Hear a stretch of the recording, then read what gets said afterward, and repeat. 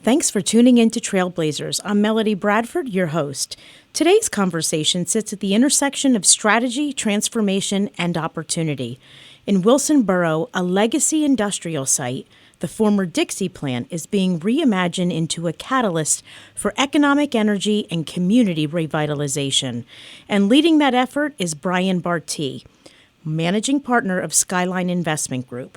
With more than 2 decades of experience and over $3 billion in real estate financing, Brian has built a reputation for navigating complex projects and helping bring large-scale developments to life. Now, as the founder of the New Life District, he's bringing that experience to the Lehigh Valley with a plan that includes new housing, jobs, and long-term economic impact. This is a conversation about vision at scale, how you see potential where others see obstacles, how you execute in a complex environment, and how you build something that lasts. Brian, welcome to Trailblazers. Thank you so much. Thank you for having me. Brian, I'd like to begin with your foundation, your personal and professional background. What initially drew you into real estate and investment? How'd you get there? So that was a very interesting story. I was 18 years old.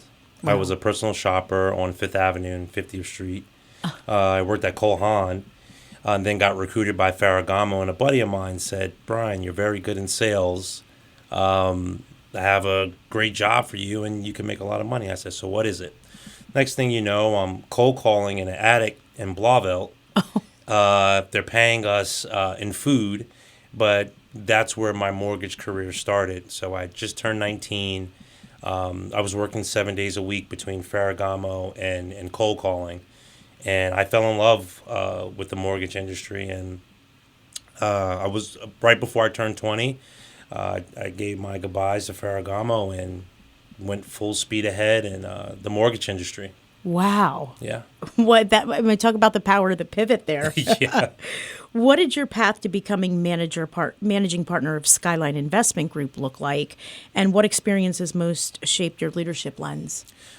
My foundation was residential mortgages first, right? Okay. By the time I was 22, I was the director of Grand Pacific Mortgage Bank, youngest person in the company, right? So, Wow. And that's what I planned on doing for the entirety of my life. I loved it. It was my gift. And after the market crashed in 2008, right, the banking market collapsed, and there's a big thing between residential and commercial real estate. Residential bankers, they don't believe in commercial real estate because it's always like you're chasing the white elephant. The deals are so pie in the sky, they're too big. There's a lot of fallout in commercial real estate. But I had to reinvent myself because you were going back from when we had our banking license, when you're closing loans in 4 to 5 days. And then the whole industry changed when it came back online with TRID. Now it's taking you 3 months or 4 months to transact. So from a monetary perspective, it didn't make much sense to me. And that's when I started Skyline Investment Group. It was originally 2015. A partner came into my mortgage office. He had a term sheet from Guggenheim Partners. And the commission was $400,000. And I said, oh, my God, like, what is this? So then a light bulb came on. I took 2 days off. I remember this like yesterday. I called my stepfather, who's now passed away. He was in construction for 20 years. And I called him. I said, do you know anybody in the commercial real estate industry? And he's like, yeah, I know. But when he did that, it was kind of like, I'm like, oh, boy, he's not serious. No, I said, no, I have no time to waste. I'm serious.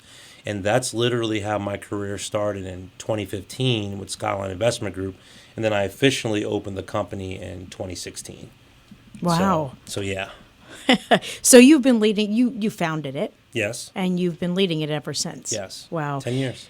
And you've overseen more than $3 billion in loans across residential and commercial properties. What has that level of experience taught you, and how would you define Skyline Investment Group today, right, since, you founded it? Not just what you do, but how you think.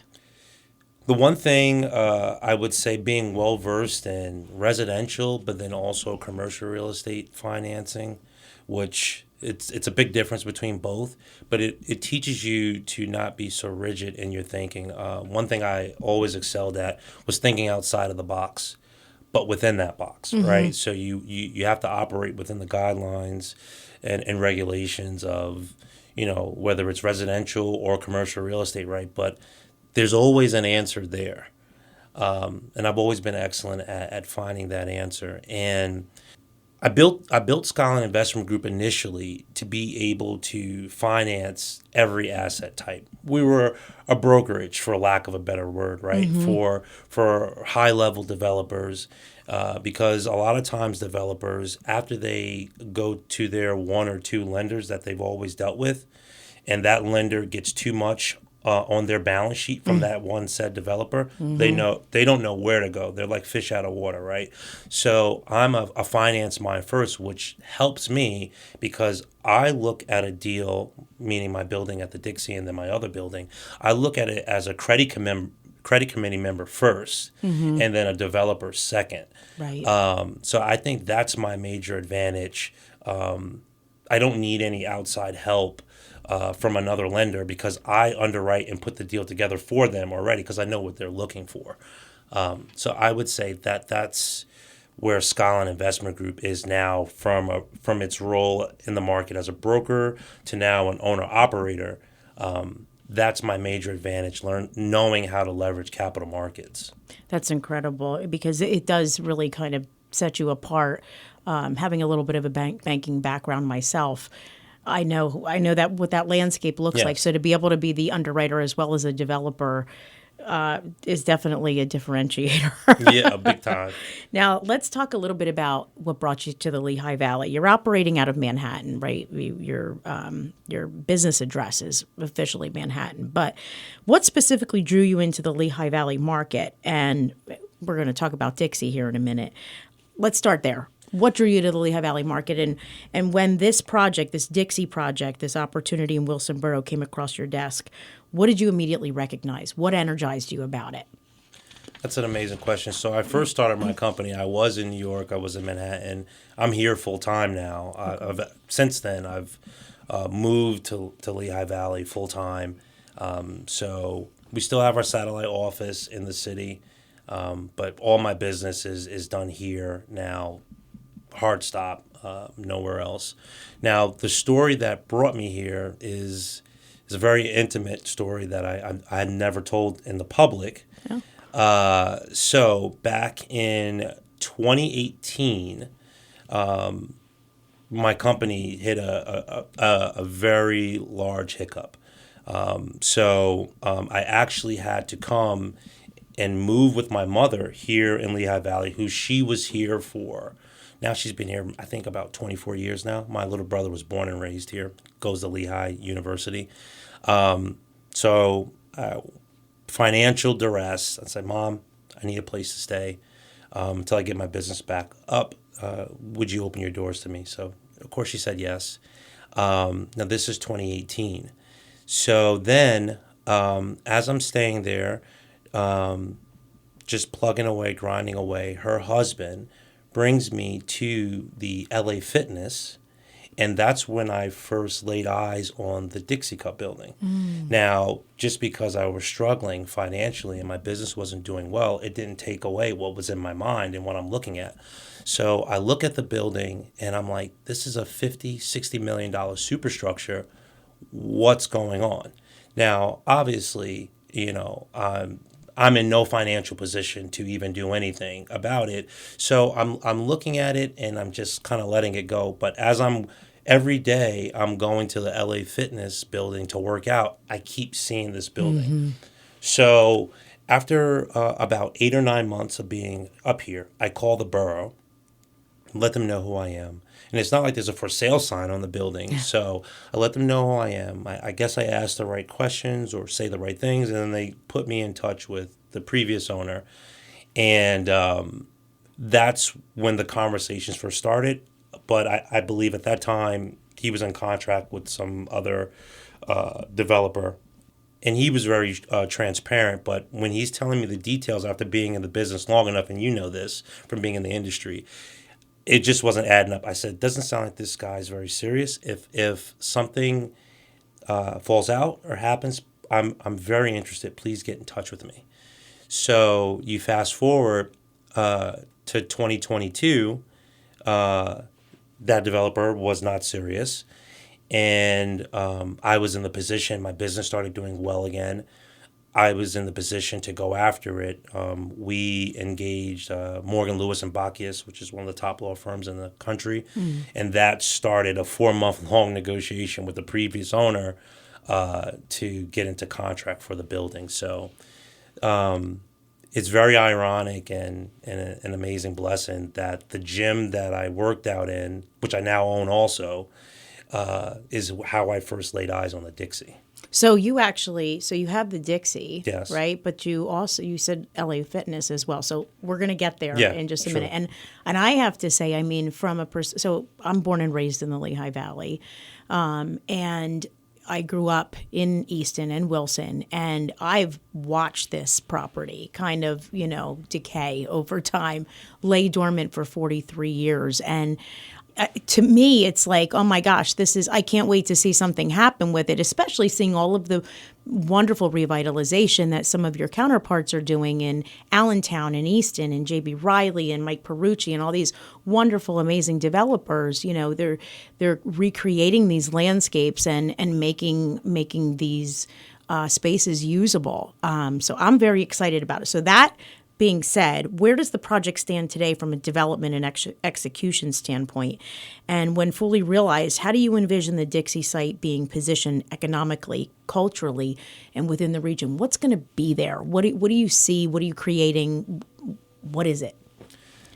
So yeah, that's an amazing question, and thank you for the context. And I'm glad that you're from up here, because this is part of the reason why I'm doing this too. It's not just from a fiscal perspective or just monetary gain, right? This building is so special and important to thousands of people. I mean, as you know, it was on the Discovery Channel. It's on HBO. So not every building gets its own special, right? Mm-hmm. So this is not going to just pick up local publicity. It's going to hit nationally as well. But with that being said, so we fully remediated the property. The property was a brownfield site, as you know. That was an adventure. I bet. Because the original estimate that we got was like $360,000, and it's like $4.3 million later. Wow. And so the building's so massive. It's 641,000 square feet. So you never know with these projects until you actually get into it. But the building is fully remediated now, asbestos fully removed. We demoed all the hazardous material. As you can see now, you go by the structure, the facade had all those broken windows for years and years and years. Yeah. All those are now since been removed, which was there was over 750 windows, and they're 14 feet wide by 6 to 8 feet tall. So it was a very daunting task, but you also have to keep the facade intact too. So it was a very tedious task. We're demoing out and removing all the concrete slabs from the courtyards, because each courtyard is going to have its own different look and feel and personality. You're going to have one courtyard with the cup. The second courtyard, you got the old train tracks, because the train used to pull right into the courtyard. So we're going to expose them. We're going to get a 1920s rail car and put it in there so people can read and get in the train and do these things. But yeah, so we're in position now, if the TIF with the county level goes through, all the hard stuff has been done outside of the TIF. Late August, early September-ish, we should be able to break ground on the construction loan at the Dixie. And so what will it be? Will it be apartments? Will there be a Starbucks? I don't know. So we are turning into 405 apartment units. Okay. The Borla House, we're turning into a 2-story bar, and which is going to be a public amenity, so everyone from all over can come there. Bruce Rosenbaum from the Netflix series Amazing Interiors, he's redesigning the cup, and he's also doing the bar. So it's going to be something to see. But yeah, that's what, and all the amenities you can think of. We're going to have golf simulators, mini pickleball courts. We're actually going to have podcast studios.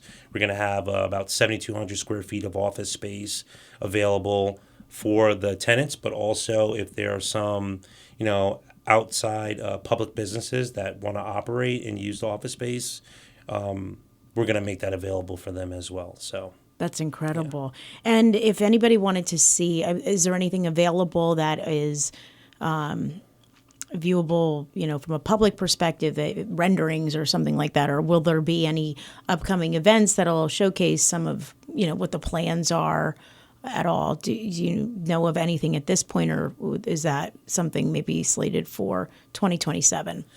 So we do have renderings, absolutely, because our architectural plans are far down the road, because we've been working with the Historic Registry for over 2 years, which we're officially on the Historic Registry now as well. So we had to design these units in accordance with NPS and to their liking. So we do have renderings. Completion, if we start... let's just say September. First units will come online 12 months from this September. We elected to do the demo scope at our own expense now, so that when we close the construction loan, the subs and the trades can get right into the building. So essentially, we're delivering a white box to our subs, which allows us to cut about 6 months off of the construction time, right? So it's going to move very, very quickly. So from the time we break ground, we're probably going to start pre-leasing 9 months in, because the first units will be ready 12 months after we start construction. Oh, wow. Yeah. That's incredible. This is a large-scale redevelopment, including hundreds of apartments, correct? Yeah. And thousands more planned over 1,000 jobs. How do you approach something of this size and beyond the site itself? How are you thinking about the surrounding corridor and broader community impact? Because it sounds like you have a couple of other properties. How do you see it taking shape? Yeah. So it is our plan and our desire to do a master development, right? And you spoke about some amazing developers that are already doing it, and they're building fascinating buildings. And it's like a rising tide lifts all ships, right? And I'm looking to be one of those contributors. But we have a great relationship with the school district in Wilson Borough. So anything that I do, and also contemplating the fire department and the police department, they've been fantastic. So, of course, when you're bringing this much inventory and this many units online, you have to account for, in the instance with the school district, you have to worry about the children, right? That impacts them. So you have to cross that bridge. But also, to be a responsible developer, you want to look at the traffic, right? So we do have plans after the second building to really invest and fix up the roads and address the traffic. We understand that we're going to have to do that, but it is my plan to have 2 buildings online and complete it by fourth quarter of 2027, and then the third property that we own, we'll probably break ground on that at some point in 2028. So we're literally not just a Dixie, we're also working on our other building literally right now, simultaneously at the same time. So and I love that thoughtful approach to, what the positive impact is going to be for the surrounding, because as we've seen with other revitalization projects here in the Lehigh Valley, and we've had so many of them, and we're also very proud of them, it is really enhanced the quality of life here in the Lehigh Valley, whether it be, the restaurant and retail scenes or what's happening. So from that perspective, you've described this as part of the New Life District, which, by the way, I love the name. That's what it's called, the New Life District. What is that vision? And for residents and stakeholders watching this evolve, what would you want them to understand and feel confident about? Because I think there's going to just be so many good things that are going to come out of this. How do you envision that coming to life? So right now, with the Dixie coming online, the Dixie, of course, is the heartbeat of this master development. It's such a special building. You can't duplicate it. So every building thereafter that I'm blessed to be able to put up, each building is going to have some of that personality of the Dixie in it, so that travelers and people in the area, in the valley, can experience that no matter which one of my buildings they're living in.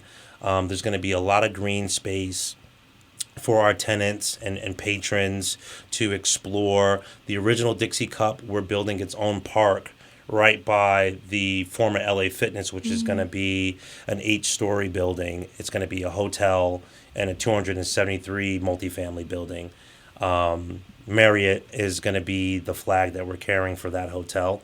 But it's just going to be an all-inclusive green space, lots of retail, most importantly, parking. All the parking is going to be underground, and wrap. The parking decks are going to be wrapped by the units, so people are just going to be able to see beautiful structures, beautiful trees, but you're not going to see a clunky garage. And we're going to have space to park every unit. We're going to have additional spaces for our patrons, for the restaurants, for the retail, and we'll probably have, when all's said and done, we'll probably have about 700 extra spaces, just if the borough needs to use them, if the school district needs to use them. Like, I'm that type of call it partner. The school district and the borough, they've been fantastic to work with.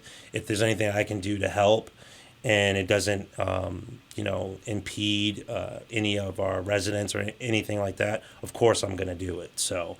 Yeah, again, another thoughtful approach to this redevelopment project. You've done $3 billion in financing, so you've done other projects in Yes. other areas throughout the nation, and you've worked with major developers and complex portfolios across the country.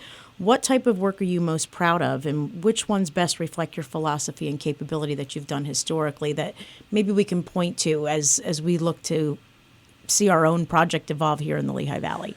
So my one of my best friends, which was my first high-end client, is David Amirian. I would say out of all my career, the work that I've done with David is what I'm most proud of outside of this. But we still have a lot of work to do, and he's also one of the owners in the master development as well. But he builds some amazing buildings. But I was definitely one of his go-tos. I get a call at midnight, Brian, I can't figure this out. I need this. I mean, he's done some remarkable buildings. He won Developer of the Year in 2024 by Architectural Digest. Wow. So that was a huge honor because he's building in Manhattan. Mm-hmm. So the loans I've completed with him and the relationships and the friendship that I built with him is I would have to say what I'm most proud of with him. That's awesome. And Yeah. and to hear that you guys have gotten those accolades is pretty impressive. Yeah, he's that's my guy. So it's good. Large-scale development and redevelopment inevitably, though, comes with friction. What have been some of the most complex challenges you've faced in your career? And what are some of the most valuable lessons those challenges have taught you? So I would say out of my 23 years in finance, coming up on 24 years, this has been the battle of a lifetime. Oh. This particular project. And to be at the stage that we're at now is a miracle, right? So I would say, and the county is got some amazing people. The county council has some amazing people, but I would say it's been the toughest hurdle, and it's the last hurdle. And my hope is that they get to know me the way the school district and the borough has gotten to know me, so that we can have a great friendship there. But I would say that's the most difficult thing in this process. And as a developer, you need to have a relationship with the municipalities. Because it doesn't matter how much money you have or you don't have. If you don't have those relationships, you can forget about building and just pack up and go home. And as far as the residents go, to a previous question, what they should understand is that when these buildings get built in these neighborhoods, their property values are going to increase exponentially, and they're going to be building wealth just by being in the right place and being in the area. But also what happens is once these buildings start producing their EIT taxes and things of that nature, that said municipality is going to have more capital, more resources, which is going to trickle down to the residents as well. So not only are they going to get the increase in their equity in their home, but they're also going to have more money being put into their neighborhood. So the streets are going to get nicer, more lights, better traffic. So all these things, it's really a trickle down effect. And the one thing I want to just make very clear, because there's a big discrepancy between tax breaks and tax incentives.